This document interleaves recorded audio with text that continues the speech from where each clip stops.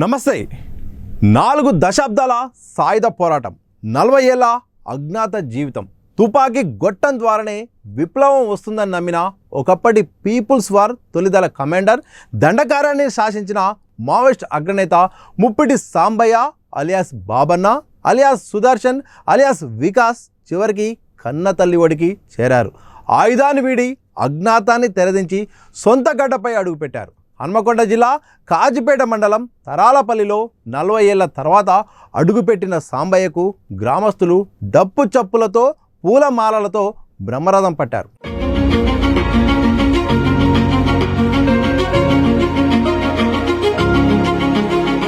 భూమి కోసం, భుక్తి కోసం, పీడిత ప్రజల విముక్తి కోసం నాడు సాయుధ బాట పట్టిన ముప్పిడి సాంబయ్య అలియాస్ బాబన్న దశాబ్దాల తర్వాత తన సొంత గూటికి చేరుకున్నారు. మార్చి 2న ఛత్తీస్గఢ్ పోలీసుల ఎదుట లొంగిపోయిన ఆయన 3 నెలల తర్వాత ఆదివారం ఉదయం హన్మకొండ జిల్లాలోని తన సొంత గ్రామం తరాలపల్లిలో అడుగుపెట్టారు.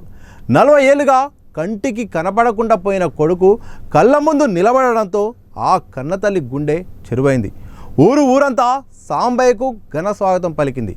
ఊరంతా ఆయన రాకను ఆహ్వానిస్తూ భారీ ఫ్లెక్సీలను, స్వాగత తోరణాలను అలంకరించి డప్పు చప్పులతో పూలమాలలతో గ్రామస్తులు ఆయనకు స్వాగతం పలికారు.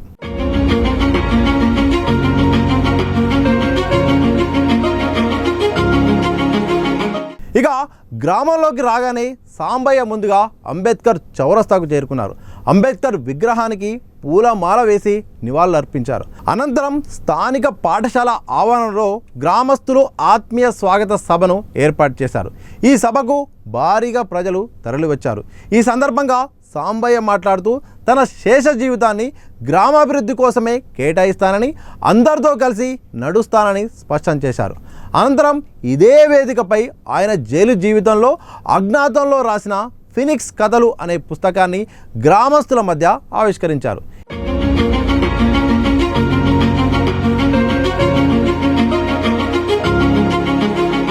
ఈ సందర్భంగా సాంబయ్య గ్రామస్తులను ఉద్దేశించి మాట్లాడుతూ 40 ఏళ్ల తర్వాత నా కన్న తల్లిని, నా సొంత ఊరిని చూడడం మాటల్లో చెప్పలేను.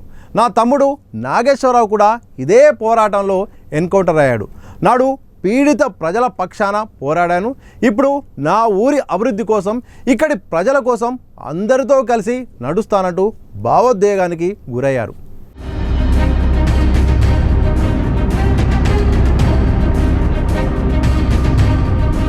ఇక ముప్పిడి సాంబయ్య ప్రస్థానం మావోయిస్టు పార్టీలో అత్యంత కీలకంగా సాగింది. 1984లో 10వ తరగతి చదువుతున్న సమయంలోనే నాటి పీపుల్స్ వార్ కీలక నేత క్రాంతి రణదేవ్ ప్రోత్సాహంతో ఉద్యమ బాట పట్టారు.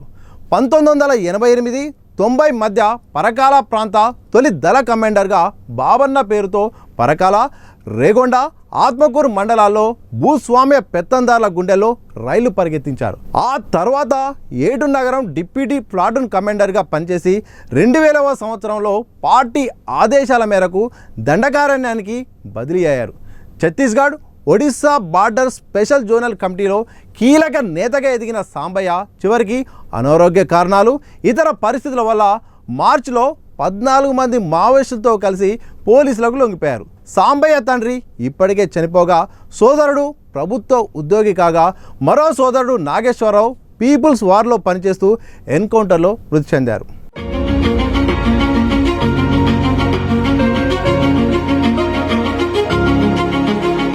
ఒకప్పటి విప్లవ వీరుడు, దండకారణ్య యోధుడు ఇప్పుడు సామాన్య పౌరుడిగా తన సొంత ఊరి బిడ్డగా మారడంతో తరాలపల్లిలో సరికొత్త అధ్యాయం మొదలైంది.